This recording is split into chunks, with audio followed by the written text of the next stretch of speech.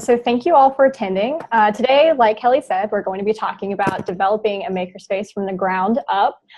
So this is a very daunting task to do in 40 minutes, but I'm going to try and hit on all of the major points, or at least, most of them. And again, if you have any questions or anything, you can put them in the chat. And I'm also going to give you my email at the end, so you can contact me if you'd like. But my name is Hannah Pope. I'm the Emerging Technologies Librarian here at App State, and I also run the Makerspace. So without further ado, let's get started. So I'm sure a lot of you are familiar with what makerspaces are, but this is kind of the definition that I really like to use. It's from the Practical Guide to Makerspaces for Librarians from 2014, but it basically is talking about a space with new technology where things can be created, and you do this with the help and collaboration of fellow users, which is just pretty much the philosophy of makerspaces in a nutshell.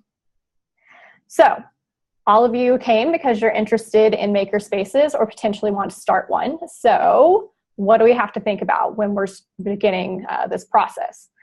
There are a couple of really important questions that you want to think about. The first one is what type of student body, or if you're at a public library, something like that, what is the main constituency that you serve, and what will they get out of it? So someplace like a large university that's research one and has an engineering school is going to have way different needs than like a smaller liberal arts college that has a large fine arts department. So there are technologies that cross over both types, but it's really good to think about who you serve and what their immediate needs would be. So that's kind of the first thing that you're going to need to think about to get started. And I'm sure all of you are super familiar with your population, so you probably already have a good idea of the target audience that you're going for. And once you kind of know that, you have to move on to what is your current or projected staffing going to look like. And this is probably the most important thing before you get started, because if you don't have anyone who can operate the things in the makerspace, then it's going to be kind of difficult to get it off the ground. So the first thing is, are you going to be using a librarian? Like, I am the Emerging Technologies Librarian, and I am the head of the Makerspace. So that was kind of a position that I was put into. But I know a lot of places don't have that opportunity. So would there be a librarian or possibly a staff member that would be the kind of the lead person on this initiative? That person needs to have time to do a lot of training, because makerspaces are awesome. There are so many things that go into making, and so all these different technologies take time and effort to learn. And so you're going to have somebody that has that time, and you have to have the institutional backing in order to kind of get that off of the ground. So that could be a librarian, that could be a staff member. I would not be able to do anything without my colleague. He is a tech support person, and we pretty much do all the makerspace stuff together, and he's awesome. And so you want to have people like that in your corner for when you're getting started. You have to think about who's going to run the day-to-day operations. So I pretty much do that for my library, but some libraries use different models. Some people have user kind of centered makerspaces where the users will come in and they will actually kind of create the model for themselves, where there's very little training involved from actual library staff. Some people use a volunteer basis, so there's not necessarily, like I use student workers for manning the makerspace hours when I'm not available, but some people rely on volunteers, and that seems to work. Who will be training on the machines? That's, like I mentioned before, training is so important, and it's very time consuming. And so you really have to have someone who's got the passion and the drive to learn it in order to get it going. Because depending on what you decide to put in your makerspace, things like 3D printing, you have to get in there and actually work with the machine and use the software and get used to it. It's not something you can just kind of pick up and go with. So these are really important things to think about before you begin opening, because if you're at the beginning planning stages of a makerspace and you don't have a staffing model or anything like that worked out, It can be very difficult once you've got the equipment. You're kind of like, what do I do now? So think about that first. That's pretty much the important thing. Like I said, for my personal makerspace, I run it. I have an awesome tech support guy who helps me out a lot. And then we have awesome student workers who kind of man the open hours of the space. So let's move on to what actual spaces will look like, because not all spaces are created equal. I will be talking a little bit about my space and also different things that will come up for all of you as you're trying to figure out where you want to put your makerspace, or really what your options would be. So small spaces. The picture on the top is, if any of you are familiar with makerspaces, it's the Hunt Library at NC State University. When they opened the Hunt Library, which if any of you have seen it, it's really beautiful, very high tech, and the library of the future and all of that. But they didn't really plan on a space dedicated for makerspace. It kind of got in there at the late stages of the building. And so it ended up being in this kind of large closet-esque type deal. So it's a small room. It managed to fit a couple of 3D printers, but it's still a small room. So there's not a lot of room where you can actually go in and physically work with something. It had to be some sort of mediated service. So they would take the file and they would 3D print it for people, and people would come and pick it up. That sort of thing. So sometimes you're in a position where you've got really small spaces, and so if you're trying to create a makerspace and make it happen, thinking about what you can fit into those spaces is really important. So like I said, Hunt Library, when they opened, they were like, okay, what can we fit in here? We can fit in a couple of 3D printers. We can fit in a laser cutter. Let's see what happens. And it turned out to be extremely successful, despite the fact that they didn't have all the physical space. So it just goes to show that you don't technically need a whole lot of physical space in order to make it work. Repurposed spaces is probably something that's going to be very common with all of you. Depending on how old your library is, it's very unrealistic that most of us are going to have the opportunity to renovate spaces and make it all great. And that was definitely the case with my makerspace. So the picture on the bottom is actually part of my makerspace. And basically it is currently in the location of the old writing center in our library. So it's a very bizarrely shaped area, very not made with a makerspace in mind, and we just kind of had to rearrange things in order to make it work. And like I said, this will be a very common thing that will come up for all of you, just because that's going to be a position that most of you are in. So that also means that I have lots of limitations with my makerspace. We really want to put in a laser cutter, but we just don't have the ventilation and things like that. So we've had to work out more creative solutions in order to have the space where people can actually create things, but also have the equipment that we want to give to people. So repurposed space is another very common thing that will happen. Some people who are extremely fortunate will get a new space or a renovated space. And the picture at the top is from the University of North Carolina at Chapel Hill. They have an extensive makerspace program. And this is a picture from Murray Hall, which is their kind of newest, biggest, baddest space that they've opened. It's absolutely gorgeous, as you can see. And so occasionally, if you are fortunate enough, you'll be able to design your own space. And as you can see, this area was made specifically to be a makerspace. You can see the ventilation from the ceiling. You can see all of the electrical cords coming down. You can see the dynamic furniture.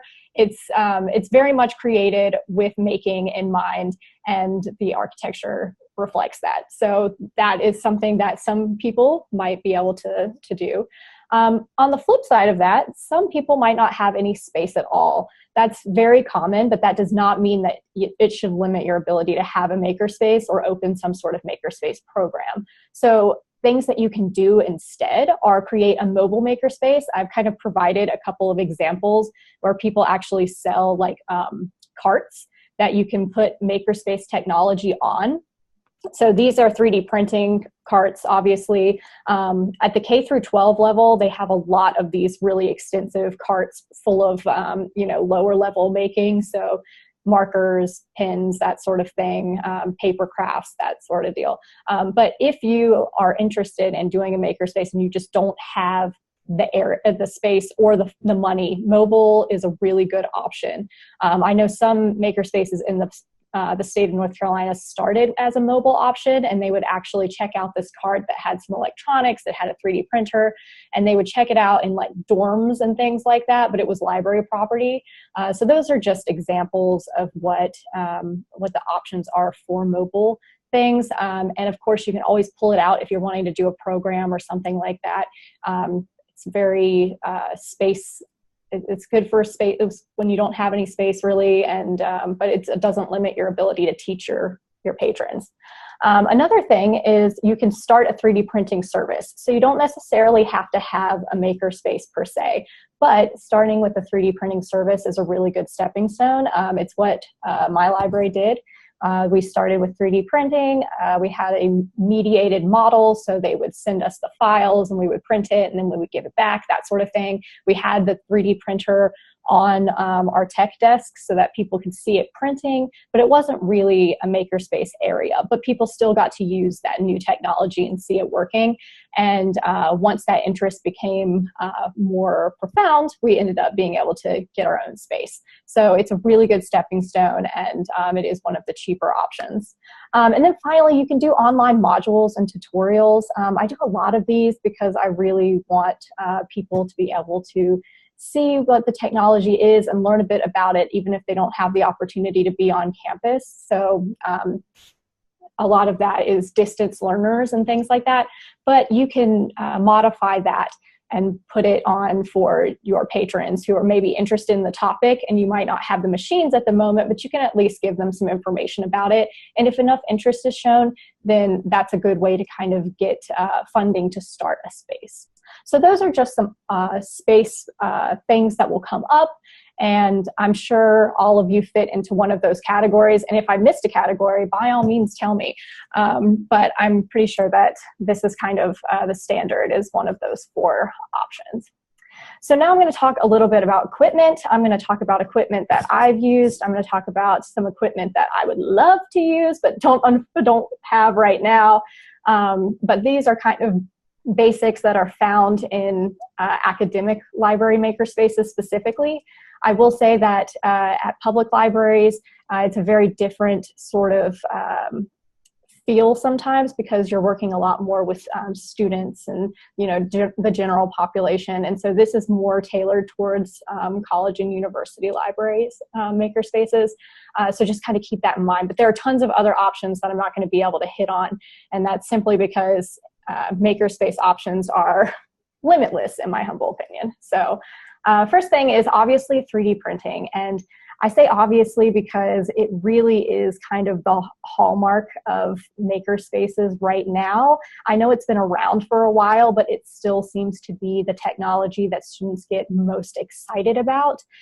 So these are actually the 3D printers that I have in our makerspace here. So we have the Uprint and the Ultimaker, Fusion 3, and then we have a resin printer, which is from Formlabs. These are just options. We've also have been through other printers and didn't like one of them, or one of them was not as high quality as we had hoped, and things like that. So these are the ones that we've sort of settled on right now. When I get to the part about budget and suggestions for equipment, I'll tell you about some other printer options that are available that might be more realistic for some of your budgets. But this is just kind of what we have. And again, we get a really great response from students and faculty about the ability to come and see these prints being created. It really is still kind of mind-bending for some people. They're just very, excited about it. And it really is one of those technologies that bridges most disciplines. I've had people from art and people from anthropology and, people from computer science. They all want to use 3D printing. It seems to be a very streamlined service to where people it will work for most disciplines. So I would definitely recommend getting a 3D printer if at all possible, just because, as I mentioned, starting a 3D printing service, it's just a really great stepping stone for a makerspace. So going off of that, we also offer 3D design support. These are examples of software that we support here, but there are tons of software options out there. If you've never used 3D design software before, please don't be intimidated by it, just because it does take a little bit to get a grasp of it, but you can do so many things, and there are great programs to start. So I'm going to kind of point out Tinkercad as an awesome starter program, and that's because it really is designed with simplicity in mind. So if you don't know a lot about 3D printing or 3D design, before you commit to your makerspace, I definitely suggest checking this program out. It's web-based and it's free. It's through Autodesk, and all you have to do is, just Google Tinkercad and it'll come up. You sign up for a free account, and then you can go in and create 3D models. They're very, as I mentioned, simple models, so you're not going to be able to do anything super complicated, but it's a great way to get oriented to how to design in 3 dimensions. And it's a really good stepping stone to a more difficult program like Rhino or Fusion 360 or any of those other kinds of programs. So this would be one of those things where if you opened a makerspace, you would need the skill set. So the person who would be staffing it would have to know at least a little bit about 3D design if you're going to include 3D printers in your space. It just sort of goes hand in hand. So again, I recommend Tinkercad. It's a great stepping stone program. But there are plenty of others out there. And as I mentioned, I know it looks daunting, but it really, once you get the hang of it, it gets easier. So those are just kind of some suggestions for that. We also talk a lot about electronics and soldering here. If you're at a research institution that has a computer science program and engineering and all that sort of thing, I'm sure that they would have an interest in these items. These 2 pictures at the top are actually from our makerspace. So we have kind of a corner where we've got the electronics and soldering set up. We have Arduino kits that are available for people to come in and prototype with, and you can see the Arduino down in the corner. Arduino, for those of you who don't know, is a microcontroller. Which is just kind of a fancy way of saying that you can run a code in it and then it'll output whatever you pretty much tell it to. Arduino code is fairly easy to use, and that's because the creators wanted it to be simple for people who maybe are not computer science people to be able to create their own projects. And so we have tons of resources about Arduino, and again, we have the kits where people can play with it in the makerspace. We also check kits out from our technology checkout desk. So I'm going to mention in a little bit when we talk about budget options for that. But Arduino kits tend to be on the cheaper side, and so it's a great option for even if you don't have a space, you can still check it out, and so students can kind of get exposure to those electronics. So we have Arduino. We also have Raspberry Pi, which is the green card thing in the other corner. And Raspberry Pi is actually a mini computer. So if you're unfamiliar, Linux is the system that it runs on. So basically an alternative to Windows or OS. And so it's really cool. You can do all sorts of things with it. We like to take these items in our makerspace and kind of create projects that showcase what they do. And so we actually took a Raspberry Pi and created RetroPie. So for those of you who have not seen one before, it's basically where you can put a lot of really old games from, arcade games and Super Nintendo and all that kind of stuff. You take the ROMs and you can put it on the Raspberry Pi and then actually play all these old games at one time. So we took a TV from our surplus, which, by the way, if any of you have an area, a surplus at your schools, I would recommend going and finding things there. It'll definitely save you money. We've gotten furniture from there and all sorts of stuff. But we found a really old TV. It's from like 1978. It's got knobs on it and stuff. And we rewired it a little bit, and we put the Raspberry Pi in it. And so it runs all these old games now, which is really cool. So that's part of our game development room area. But it's a great example for students to see what the options are for electronics and what they can actually make happen. So we have Raspberry Pi kits that are available. You can kind of see in one of the pictures, there's a little screen that looks like a TV. It's merely a screen. So you can hook up the Raspberry Pi and you can code while you're in the makerspace. You can do that prototyping there. Or again, you can check out a Raspberry Pi kit from our technology checkout desk. We also have the Intel Galileo, which is that board in the middle. It's just kind of an alternative to the Arduino and the Raspberry Pi. So if you're interested in tinkering with that, we have that available. And then we also have sensor kits. So these sensor kits are mainly for people who have a project in mind and they want to test it out before they want to commit to buying the parts to create it. And so we have those available for students and faculty and staff to look at and play with. In addition to that, you can also see that we have a power supply and we have a soldering station and some other things set up. So really any kind of electronics situation that they want, they can do.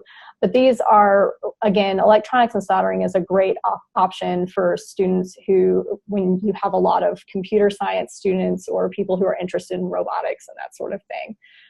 Speaking of robotics, we also have some robotics. We don't have a whole lot of them, and Makey Makey is not technically a robot, but that's, yeah, I fit it on this slide, so what do you want? So we have the Sphero, which is really cute. It's like that obviously sphere robot up in the corner. It's really adorable, and it's great for teaching people how to code if they've never coded before.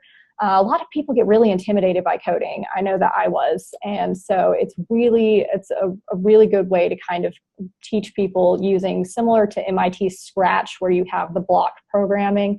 You can do that with the Sphero and you can immediately play the program and see how it works.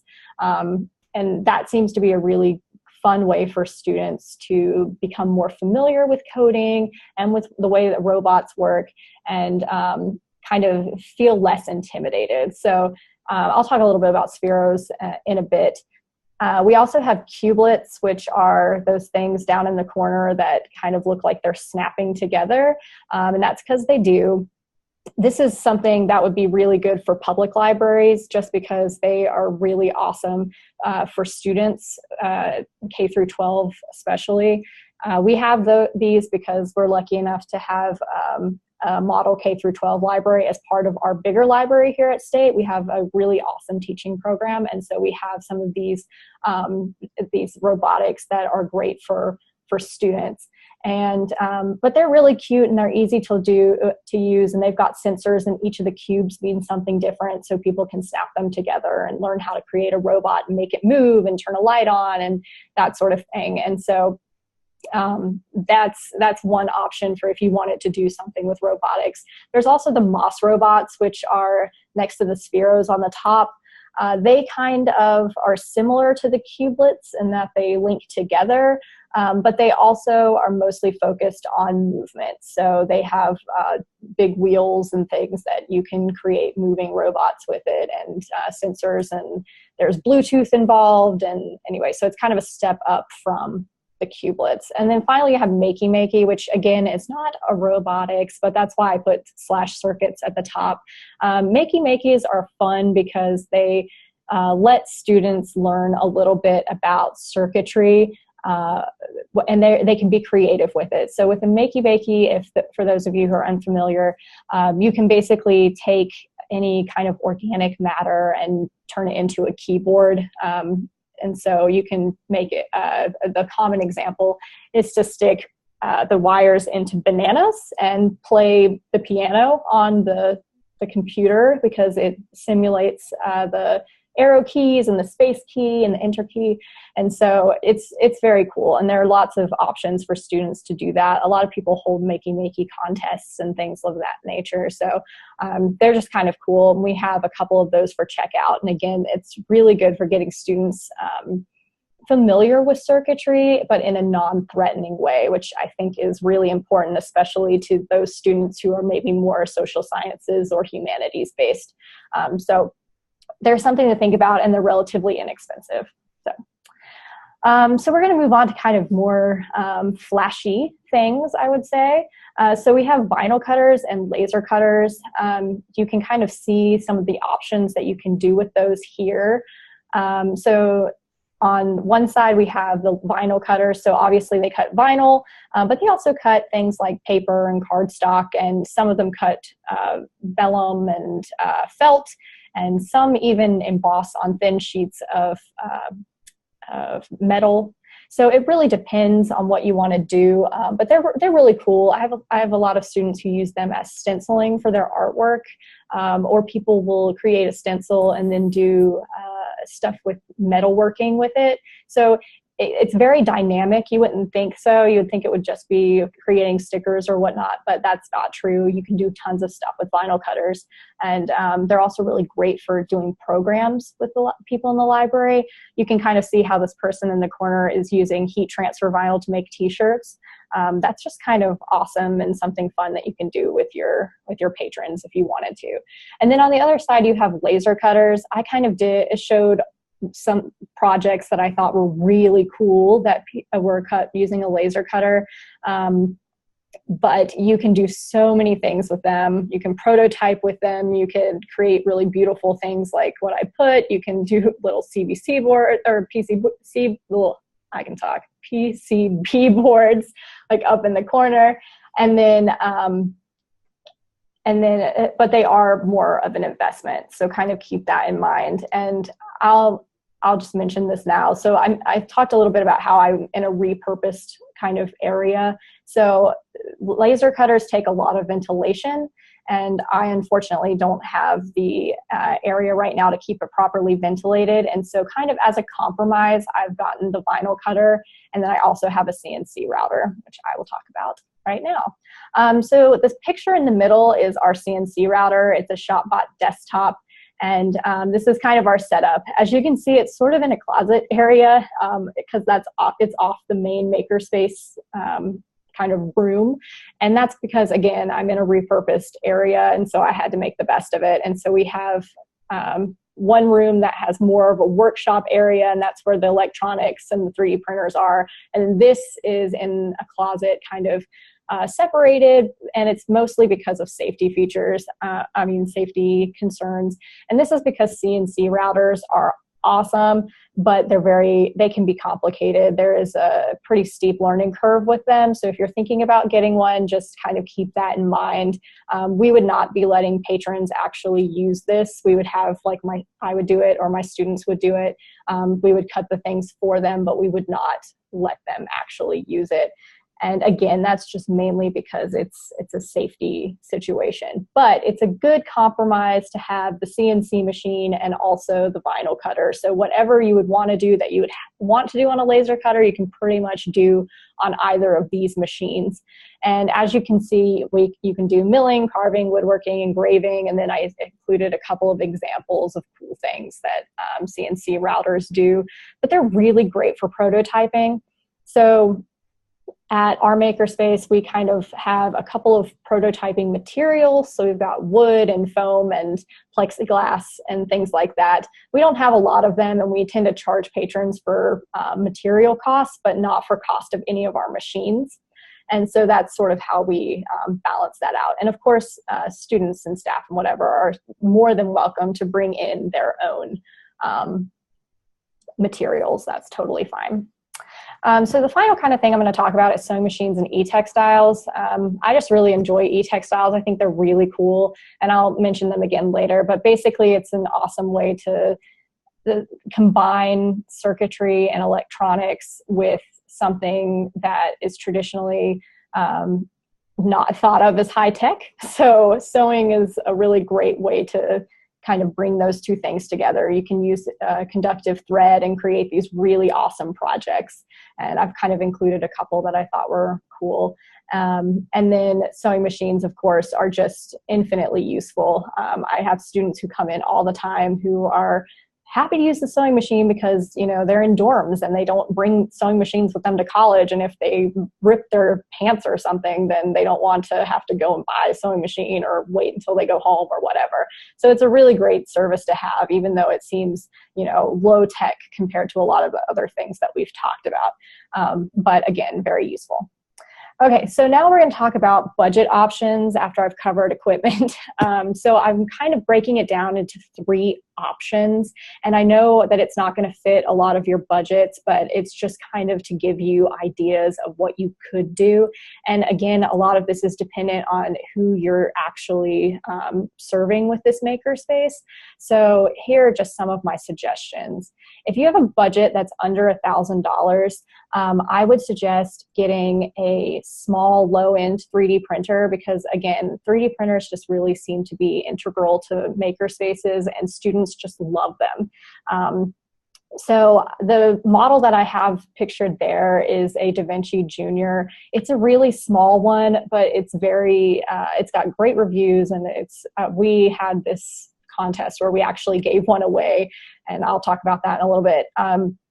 But it's only about $400, which is very cheap on the 3D printing grand scheme of things.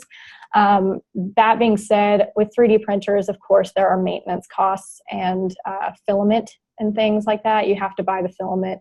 And while filament's getting a lot cheaper, it still runs about $21 per spool. So that is kind of an ongoing cost that you'll have to keep in mind. And again, it really depends on how your budget works and how your library works as far as how you recoup those costs or what you ask patrons for, that sort of thing. But I definitely recommend getting a low-end 3D printer. You can even make your own 3D printer. There are tons of kits out there where you can do that. And that also is one of those spirit of making things. So if you're interested in that, definitely look into it.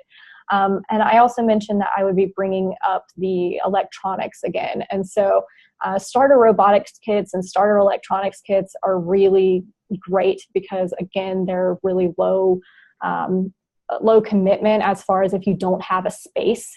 Again, my library, before we had our makerspace, we had the 3D printer at the tech desk when we checked out the electronics kits from the tech desk. So there wasn't necessarily a space to support it, but it was still a service that we provided. And again, these kits can be fairly inexpensive. You can buy a kit that has all of the kind of wiring and things that go with it, or you can just buy the board and or buy multiples of the board and do a program that way. So those are just options that you have. And I also mentioned that I would be bringing up the Sphero again, and there's another version of the Sphero. This time you can kind of see the robotics that are inside it, which are really cool. So this is the Sphero Spark Plus model, and it's about $130. It's really inexpensive and it's adorable. And as I mentioned, you can teach coding with it fairly easily. It works through an app, so anybody can download the app on their phone and connect to the Sphero via Bluetooth, and then create the code actually on their phone. Just kind of drag and drop it, or they can actually type out the code if they're more familiar with it. And it basically controls it, and it's very, like I mentioned, it's very fun and people enjoy learning with it. So those are kind of my suggestions for if you don't have a lot of space or you don't have a lot of money. But those are just kind of core ideas. So this one is for people with a budget of $1,000 to $5,000. Again, you can do any of the projects that I talked about earlier, but these are kind of extra suggestions. So you can see that I kind of upgraded the 3D printer to the Lulzbot Mini. It's generally considered a very reliable printer. I've used them before, and Lulzbots tend to work very well, especially at this price point. So that would be a suggestion for a potential printer, but I would also look around. Don't necessarily take all of my suggestions to heart. I would look around and see if there are others on that level that you like more or whatever. But this is just kind of a suggestion that has been generally accepted by a lot of people in the maker community. We also have, I mentioned the vinyl cutter. This is a very low-end vinyl cutter. It's, I guess, hobby level, but it still works really well. It's kind of small, but you can get most things that you want done with it. So that's the Silhouette Cameo, kind of hovering in the middle topish area, and it's about $270. Again, a lot of these things have materials costs that are associated with it. So if you wanted to offer vinyl, that would be an additional cost. And again, you could figure out how you would want to recoup that money. So that is an option. And then we have the Singer sewing machine. This is the exact model that I have in my makerspace. It's got a lot of interesting embroidery and options on it and stuff like that, and people seem to really like it. It's one of those very simple and easy to use ones, which is what I really wanted, because I'm trying to have as little mediation as possible. I want the students to be able to learn the machines for themselves and be able to use it. And so this particular sewing machine, while not the highest quality in the world, it's simple enough to where people can pick it up fairly quickly and kind of get going and do what they want. So it's a really good investment for being under $200. And then as I mentioned before, I just really like e-textiles. And so I've done a bunch of e-textiles workshops and things. And so this final thing is just basically some e-textiles, little boards, electronics boards and batteries and whatnot. And it's about $300 for a 10-person pack, but it's really fun for if you want to get people excited about electronics and want to kind of introduce it to them and have them interact with it as far as like doing a program or something like that. It's just a really good option that way, and very fun and actually incredibly simple to use. So if you're interested, those again are just options. So the final option is kind of the go insane option. You got over $5,000. You got tons of awesome stuff to buy. So we have the Ultimaker 3 3D printer, and we really like it a lot. It's got a lot of great features. It does have a higher price point, so that's why I kind of left it for this slide. That being said, this is still considered a relatively middle-level printer. The Uprint that we also have is much more expensive, like in the 15 grand range now, 20 grand, something like that. But obviously that's not going to be something that most people can afford. So that's kind of why I included the Ultimaker. Again, it's a really great printer. It's very user-friendly. We're going to use these printers to teach our patrons how to use the 3D printer because it's got a very simple interface. It's got an app that goes with it, which is really awesome. And there's an onboard camera, and you can watch the print being made and all sorts of stuff. So it's really cool. But it does run about $3,500. So that's why I kind of left that on the go crazy slide. So we also have this other vinyl cutter, the Titan 3, which is $1,200. And that is mainly, it's a higher level vinyl cutter. Again, I have one of these simply because we don't have the laser cutter available, but it makes like banners and does all sorts of stuff. It's very fast and very detailed, and so it works really well. But there are tons of other vinyl cutter options at that price point as well. And so I definitely, if you're interested in getting a vinyl cutter, look around and see what's there.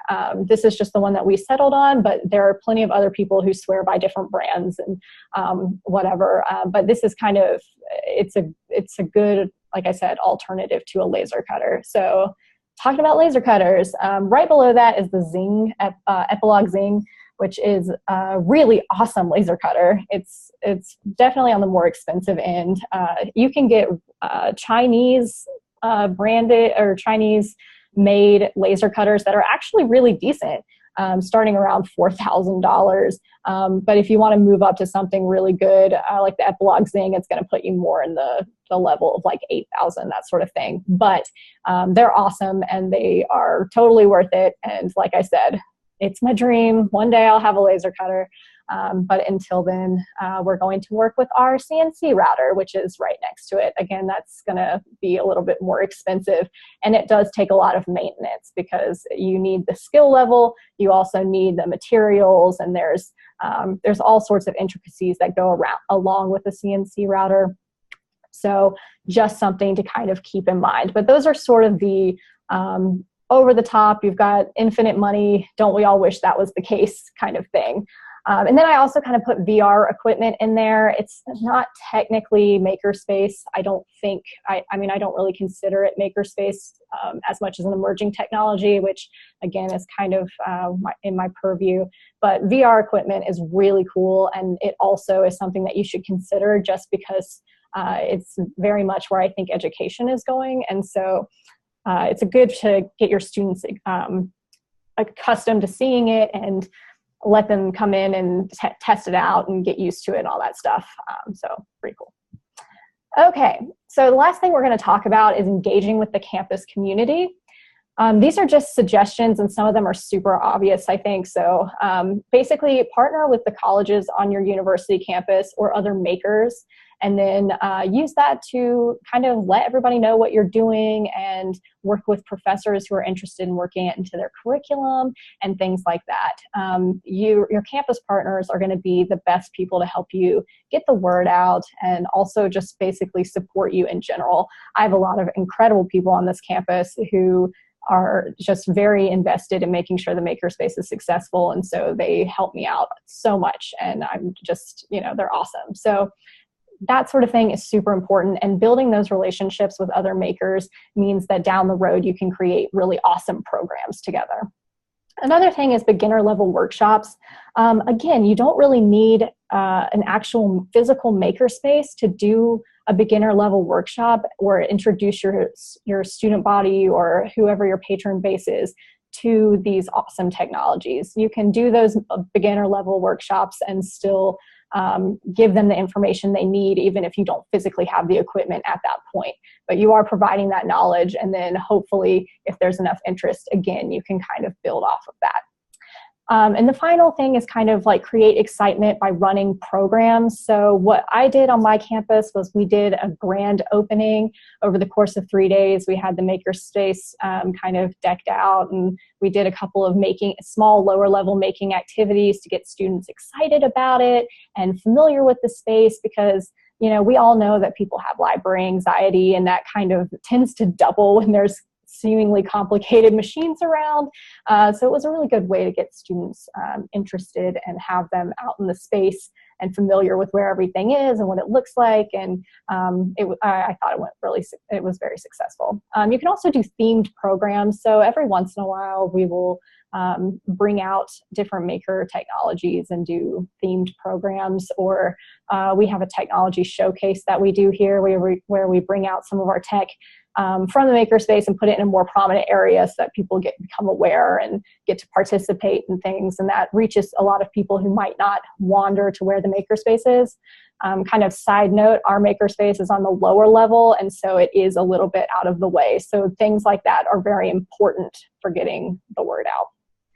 And then kind of the final thing in general is to brand yourself. So what we decided to do was hold a logo contest, because I really wanted people from the community to come in and feel like they were invested in the makerspace. And so the way that we did that was we got a mini grant to give away a 3D printer to whoever won our logo contest. So we had them do a logo and create a name for it. I know some of you might think, why would I do that when you could just have somebody who you could name it after and then get a donation?